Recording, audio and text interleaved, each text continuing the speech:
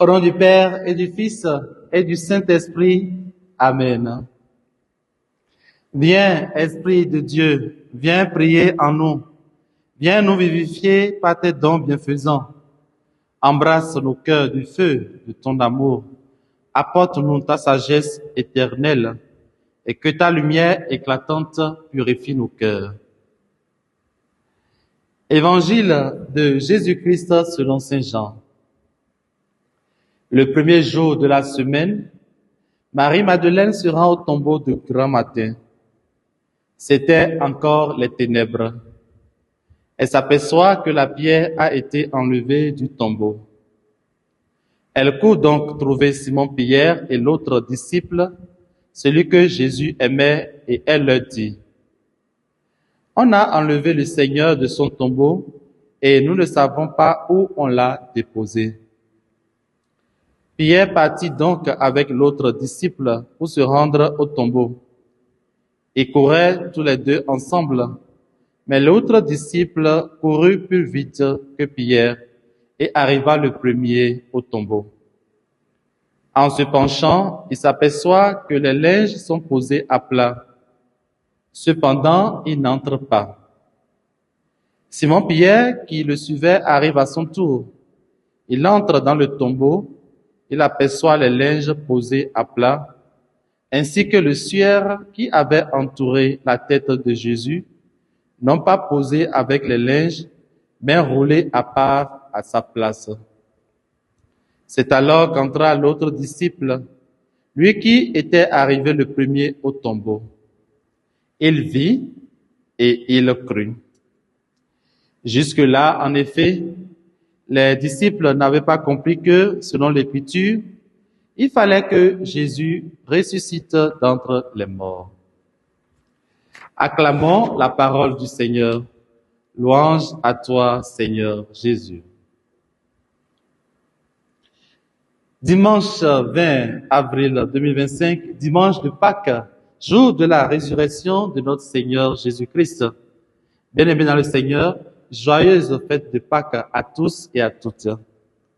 Que la résurrection du Seigneur nous apporte l'espérance en l'avenir et la fidélité de la foi reçue des apôtres. L'épisode de ce jour commence avec Marie-Madeleine qui se rend au tombeau de grand matin dans le but d'accomplir un geste religieux envers celui qu'elle aime. Elle brave la nuit et les obstacles pour se rendre au tombeau.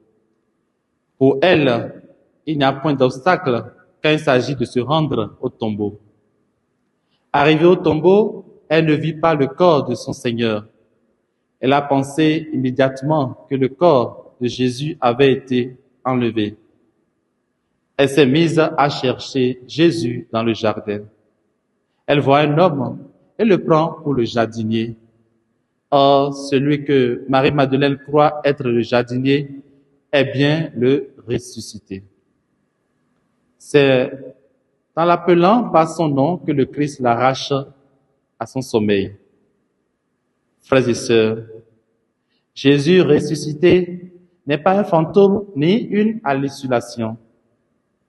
C'est vraiment une personne vivante. C'est le crucifié de Vendredi Saint qui est le ressuscité de Pâques.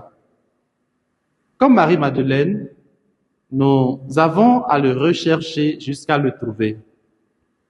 Et le meilleur endroit qu'il convient de le trouver est bien notre cœur. C'est là que le Christ ressuscité veut demeurer. Comme Pierre et Jean, nous avons donc à courir vers le tombeau, non pas le tombeau matériel, mais le tombeau de notre cœur. On ne cherche pas le Christ ressuscité avec des arguments et des démonstrations. Marie-Madeleine en est un exemple.